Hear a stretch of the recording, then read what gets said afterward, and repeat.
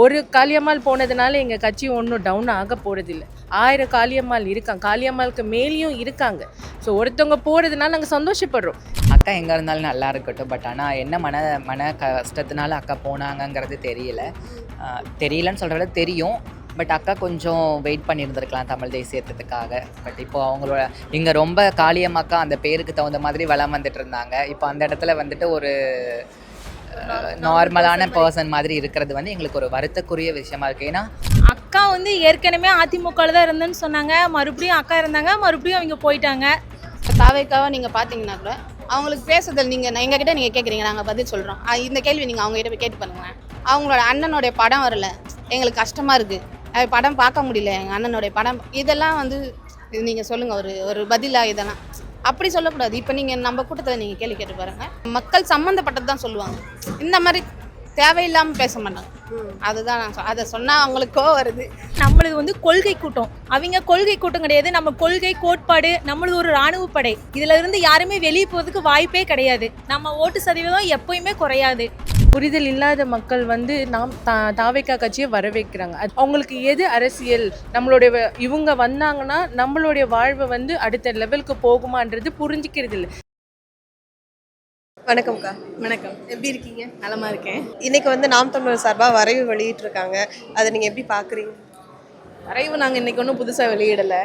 ஏற்கனவே 2016 எங்களுடைய முதல் தேர்தலேருந்து இன்றைக்கு வரைக்குமே ஆட்சி செயல்பாட்டு வரைவு புத்தகத்தை நாங்கள் வெளியிட்டு அதன் வழி செயல்பட்டுக்கூடிய ஒரு அரசியல் கட்சினா நாம் தமிழர் கட்சி மட்டும்தான். மற்ற கட்சிகளை மாதிரி நாங்கள் தேர்தல் நேரத்தில் ஒரு அறிக்கை வெளியிடுறதோ இல்லை தேர்தலுக்காக பிரத்யேகமான திட்டங்களை வெளியிடுறதோ ஒரு கவர்ச்சியான திட்டங்களை வெளியிடுறதோ கிடையாது.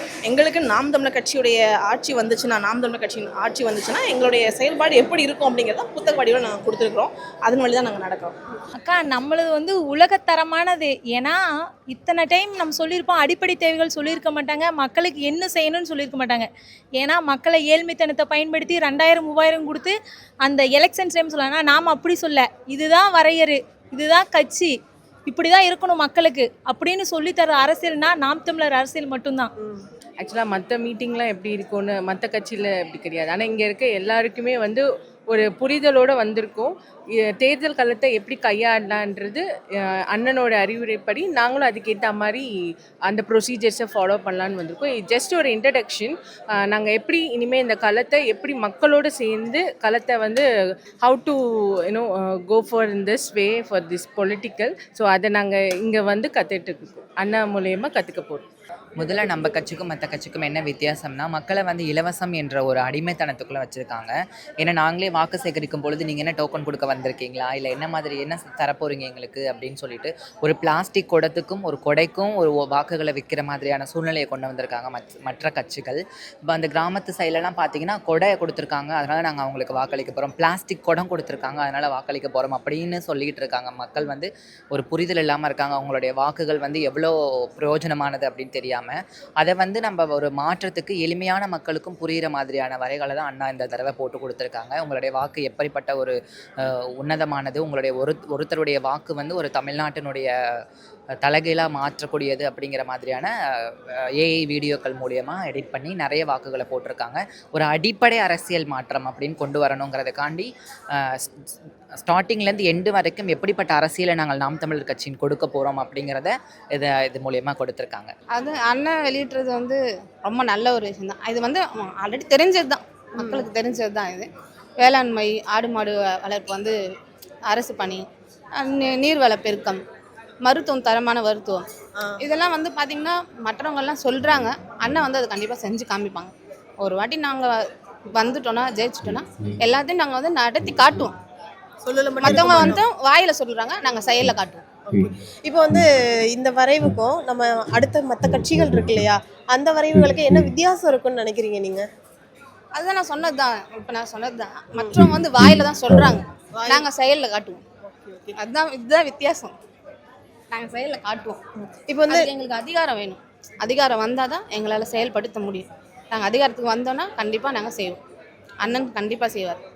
இப்போ வந்து நம்ம நாம் தமிழர் கட்சி சார்பாக விட்ட அந்த வரைவுரையும் மற்ற கட்சி மக்கள் வந்து வாக்குறுதி கொடுத்துருக்காங்க இல்லையா, அதுக்கும் இதுக்கும் என்ன வித்தியாசம் இருக்குன்னு நீங்கள் இதுக்கும் எல்லாமே வித்தியாசம் தான். இதில் இலவசங்கள் கிடையாது. தற்சார்பு பொருளாதாரத்தை முன் வச்சு நாங்கள் நகர்த்துறோம். இது வந்து மக்களுடைய வாழ்வாதாரத்தை முன்னுக்கு கொண்டு வரக்கூடிய ஒரு திட்டங்களுடைய ஒரு புத்தகம் தான்.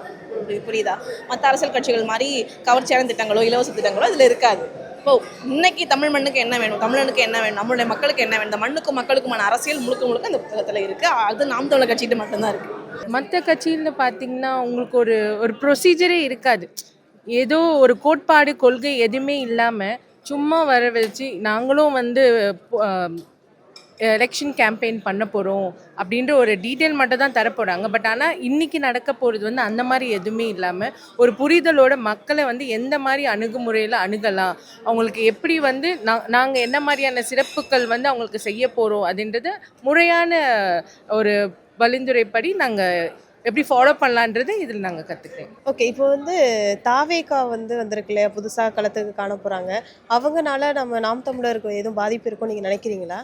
பாதிப்பு இருக்கவே இருக்காது, வாய்ப்பே கிடையாது.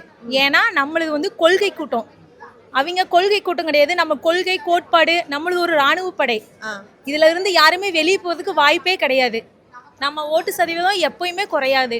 இப்போ எல்லா இடத்துலையும் சொல்கிறாங்க இல்லையா, நான் ஃபஸ்ட்டு வந்து தாவேகானால அடிபடுது அப்படின்னா நாம் தமிழர் தான் ஃபஸ்ட்டு அடிபடும், வாக்குகள் வந்து நாம் தமிழர் இருந்து தான் பிரியும் அப்படிங்கிற மாதிரி அவங்க சொல்கிறாங்க இல்லையா, அதை நீங்கள் எப்படி பார்க்குறீங்க? பிரியுமா? அக்கா அதான்க்கா சொல்கிறேன், பிரியறதுக்கு வாய்ப்பே கிடையாது. நாங்கள் கொள்கை கூட்டம் எப்படி பிரிவோம் அப்படின்னு சொல்லி தான் கேட்பாங்க. ஏன்னா இது மக்களுக்கான அரசியல். யார் இந்த அரசியல் சொல்லி தருவாங்க? அடிப்படை அரசியல் நம்மளுக்கு கற்றுத்தரது யார் கற்று தருவாங்கன்னா சீமானா மட்டும்தான் முடியும். வேற யாரும் நம்மளுக்கு கற்றுத்தர மாட்டாங்க. இப்படிதான் அரசியல்னு சொல்லித்தரதுக்கு ஆள் கிடையாது. அவங்க என்னன்னா நம்ம ஏழ்மைத்தனத்தை பயன்படுத்தி 2000 3000 கொடுத்துட்டு போறவங்க தான் இருக்காங்க. ஆனால் நம்மளுக்கு நம்ம குடிக்கிற தண்ணியிலேருந்து சாப்பிட்ற உணவுலேருந்து எல்லாம் சொல்லித்தரது எதுனா நாம் தமிழர் அரசியல் மட்டும்தான் சொல்லித்தராங்க. அனைத்து உயிர்களுக்கான அரசியல்னா நாம் தமிழர் அரசியல் தான். இதிலிருந்து யாரும் வெளியே போக மாட்டாங்க. ஓட்டு சதவீதம் குறையாது. எப்பயுமே ஓட்டு வந்து அதிகரிச்சுட்டு தான் இருக்கும்போது குறையிறதுக்கு வாய்ப்பே கிடையாது. புரிதல் இல்லாத மக்கள் வந்து தாவேகா கட்சியை வரவேற்கிறாங்க. அதாவது பார்த்திங்கன்னா அந்த குறிப்பிட்ட வயது உள்ள மக்கள் மட்டும்தான். ஒரு 15லேருந்து 20 வயசுக்குள்ளே இருக்கவங்க இந்த சினிமா மோகன்றதில் அடங்கியிருக்காங்க. அவங்களுக்கு எது அரசியல், நம்மளுடைய இவங்க வந்தாங்கன்னா நம்மளுடைய வாழ்வை வந்து அடுத்த லெவலுக்கு போகுமான்றது புரிஞ்சிக்கிறது இல்லை. நம்மளுடைய ஹீரோ இவர் வந்தார்னா நல்லது பண்ணுவாருன்ற ஒரு தாட் இருக்குது. அவங்களும் தப்பு சொல்ல முடியாது. ஏன்னா அவர் இப்போ தான் வராரு, அவங்களுக்கு ஒரு வாய்ப்பு கொடுத்து பார்க்கலான்ற எண்ணம் அவங்களுக்கும் இருக்கும். நாங்கள் ஆல்ரெடி இருந்திருக்கோம். நாங்கள் வந்து நல்லதை மட்டும் பேசுறதுனால மக்களால் அதை ஏற்றுக்க முடியல. ப்ராக்டிக்கலாக யாருமே நல்லதை சொன்னால் மட்டும் ஒருத்தவங்க அட்வைஸ் பண்ணுறாங்கன்னா அந்த அட்வைஸை ஏற்றுக்க மாட்டாங்க. பட்டு திரும்பி வரும்போது தான் அவங்க சொன்ன அட்வைஸ் ஐயோ நம்ம இவங்களை ஃபாலோ பண்ணியிருந்திருக்கலாமேன்னு தோணும். சில பேர் வந்து ஏற்கனவே பட்டு திருந்தினவங்க பாதி பேர் இருக்காங்க. அவங்க நாம் தமிழர் கட்சின்ற கட்சியை ஸ்ட்ராங்காக ஆதரிக்கிறாங்க. சில பேர் இப்போ தான் வராங்க. அவங்களுக்கு என்னென்னா நம்ம தலைவர் டிவியில் பார்க்குறோம், அவரோட டைலாக்லாம் நல்லா இருக்குது, அவர் வந்தார்னா நல்லாயிருக்கும், அசம்ஷன் தான்.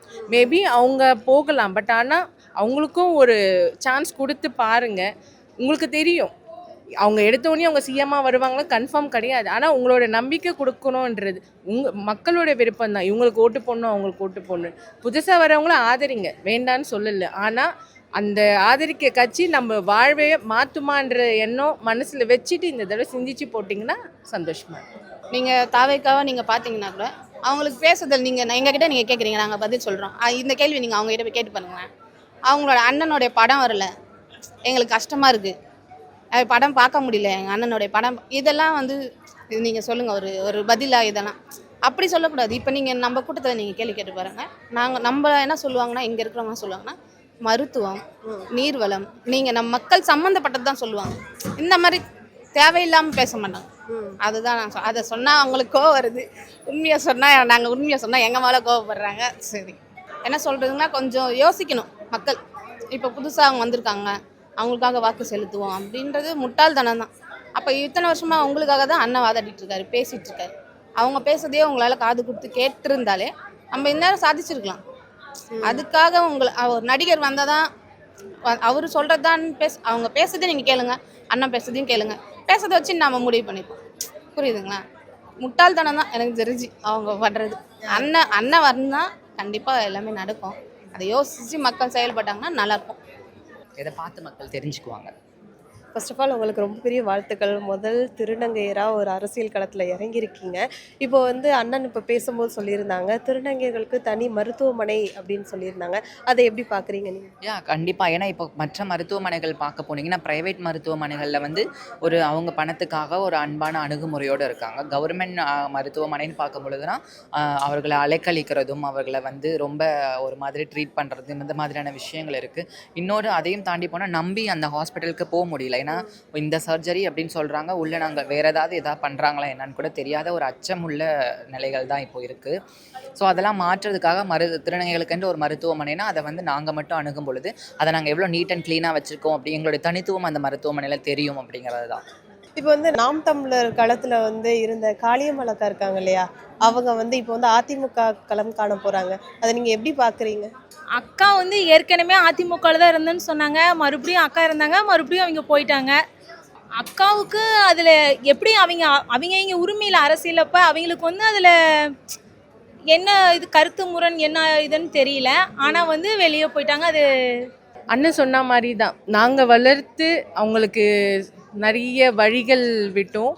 அவங்க சிறப்பாக வளர்றதுக்காண்டி அவங்க வளர்ந்தாங்க. நாம் தமிழர் கட்சியில் காளியம்மான்னா ஒரு ஐடென்டிட்டி மாதிரி ஆயிட்டாங்க.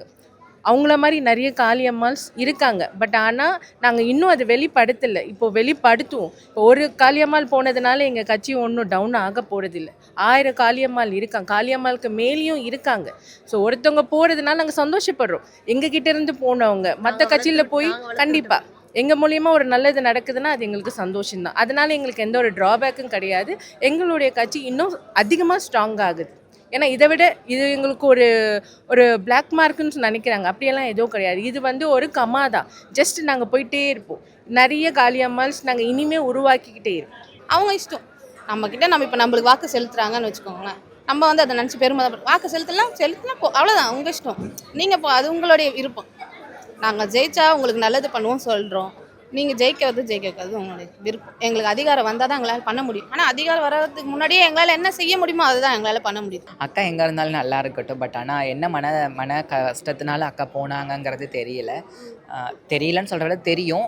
பட் அக்கா கொஞ்சம் வெயிட் பண்ணியிருந்திருக்கலாம் தமிழ் தேசியத்துக்காக. பட் இப்போ அவங்களோட இங்கே ரொம்ப காளியம்மாக்கா அந்த பேருக்கு தகுந்த மாதிரி வளம் வந்துட்டு இருந்தாங்க. இப்போ அந்த இடத்துல வந்துட்டு ஒரு நார்மலான பர்சன் மாதிரி இருக்கிறது வந்து எங்களுக்கு ஒரு வருத்தக்குரிய விஷயமா இருக்குது. ஏன்னா நான் வந்து கட்சிக்குள்ளே இணையாத போது சின்ன பிள்ளையாக இருக்கும் போது, சின்ன பிள்ளை மீன்ஸ் ஒரு 10 வருடங்களுக்கு முன்பாடியெல்லாம் பார்க்கும் பொழுது காளியம்மாக்காக்குனே ஒரு வீரம், அந்த பேருக்கு தகுந்த மாதிரி வீரம், அந்த அக்காவை பார்த்து இன்ஸ்பயர் ஆனோம் நாங்களாம்.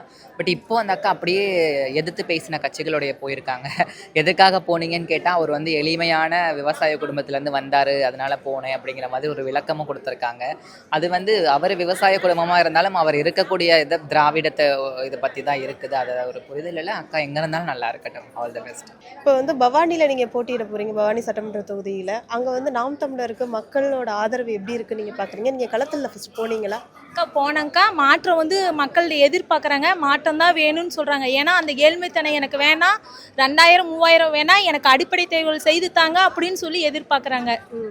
அதனால நாங்கள் மக்களுக்கு உறுதுணையாக இருப்போம். நாங்கள் சொன்னோம், ஆமாம் மக்கள் வந்து என்னங்கிறாங்க, விவசாய சின்னத்துக்கு வாக்களிக்கிறேன். ஏன்னா அங்கே பக்கம் பெரும்பான்மை பார்த்தா விவசாய பகுதி தான். அதனால மக்கள் வந்து விவசாயிக்கு ஆதரவு சொல்லியிருக்காங்க. இப்போ வந்து எழும்பூர் தொகுதியில் நீங்கள் போட்டியிட போகிறீங்க. அங்கே உள்ள நாம் தமிழர் மக்கள் எப்படி நாம் தமிழருக்கு சப்போர்ட்டிவாக இருக்காங்களா? களம் எப்படி இருக்குது? இப்போ எனக்கு தெரிஞ்ச வரைக்கும் நான் 2018லேருந்து இதில் இருக்கேன். ஸோ முன்னாடி இருந்ததை விட இப்போ இருக்க அந்த எழும்பூர் மக்களிடையே ஒரு தாக்கம் இருக்குது. ஏன்னா அவங்க வந்து ரொம்ப கஷ்டப்பட்டுட்டாங்க. கடந்த ஒரு 5 ஆண்டு காலமாக இந்த இருக்கிற விலைவாசியும் அந்த மக்களோட வாழ்வாதாரமும் முன்ன இருந்ததை விட ரொம்ப பாதிக்கப்பட்டிருக்கு. ஸோ எந்த ஒரு கட்சியும் அவங்கள வந்து நடந்த வெள்ளத்துலேயும் சரி, ஏற்பட்ட வேறு பொருளாதார பிரச்சனையாகவும் சரி, எந்த கட்சிக்காரங்களும் வந்து இன்னும் அணுகலை அவங்கள. ஸோ அதனால் அவங்களுக்கு ஒரு மாற்றத்தை விரும்புகிறாங்க. இப்போ நாம் தமிழர் கட்சின்ற போது அவங்களுக்கு வந்து இன்னும் ஒரு நம்பிக்கை வருது. நம்ம இவ்வளோ நாள் இன்னொரு கட்சிக்கு போட்டு நம்ம ஏமாந்துட்டோம், இந்த ஒரு தடவை இவங்களுக்கு வாய்ப்பு கொடுத்து பார்ப்போம் என்ற நம்பிக்கை நான் களத்தில் இருக்கும்போது எல்லா மக்களுடைய முகத்துலேயும் பார்த்தேன். நானும் அண்ணனோட வீடியோஸ்லாம் பார்த்துருக்கேம்மா. ஸோ இந்த தடவை நான் வந்து நாம் தமிழர் கட்சிக்கு வாக்களிக்கலான்னு இருக்கேன்னு நிறைய தாய்மார்கள் சொன்னாங்க. ஸோ நம்ம ஜென்ஸை கம்பேர் பண்ண லேடிஸ்க்கு வந்து அண்ணனுடைய பேச்சும் சரி இந்த கட்சியோட கோட்பாடுகளும் சரி பிடிச்சிருக்கு. ஏன்னா நாங்கள் மது ஒழிக்கிறோம் அப்படின்ற மெயின் இது சொன்னதுனால இதை ஒரு தடவை வாய்ப்பு கொடுத்து பார்ப்போமே, வரக்கூடிய மக்களுடைய வாழ்வாதாரம் இவங்க கட்சி மூலயமா மாறுன்ற நம்பிக்கை எழும்பூர் மக்களிடையே இருக்குது. 100% இருக்குது. இப்போ வந்து நீங்கள் மதுரவாயில் தொகுதியில் போட்டியிட போகிறீங்க, அங்கே களத்துக்கு போனீங்களா? அங்கே மக்களோட ஆதரவு வரவேற்புலாம் எப்படி இருக்குக்கா? நல்லா இருக்கு. எங்களுக்கு ஒரு மாற்றம் கண்டிப்பாக வேணும், அண்ணன் சீமானுக்கு தான் நாங்கள் வந்து வாக்கு செலுத்துவோம் அப்படின்னு சொல்லியிருக்காங்க. அதுதான் மக்களை வந்து எங்களை நம்புகிறாங்க. கண்டிப்பாக மக்களுக்கான என்ன செய்யணுமோ அதை கண்டிப்பாக நாங்கள் செய்வோம். இப்போ வந்து வெள்ளிவாக்கம் தொகுதியில் வந்து நீங்கள் போட்டியிட போகிறீங்க, அங்கே வந்து நாம் தமிழருக்கு எவ்வளோ சாதகமான சூழ்நிலை அமைஞ்சிருக்கு? வில்லிவாக்கம் இல்லை வில்லிவாக்கத்தை பொறுத்த வரைக்கும் அண்ணா அங்கே நிறைய உதவிகளை பண்ணியிருக்காரு இதுக்கு முன்னாடி ஃப்ளட் வந்த போதெல்லாம். ஸோ அந்த மக்களுடைய வரவேற்பு ரொம்ப நல்லா தான் இருக்குது. ஒரு மாற்றத்தை விரும்பணும் அப்படின்னு மக்கள் நினைக்கிறாங்க. பட் அதே சமயத்தில் இந்த இலவசம் என்ற அந்த போர்வைக்குள்ளும் இருக்காங்க. ஸோ அதை மக்கள் மாற்றுறதுக்கான பிரச்சாரத்தை தான் நாங்கள் மேற்கொண்டுட்ருக்கோம்.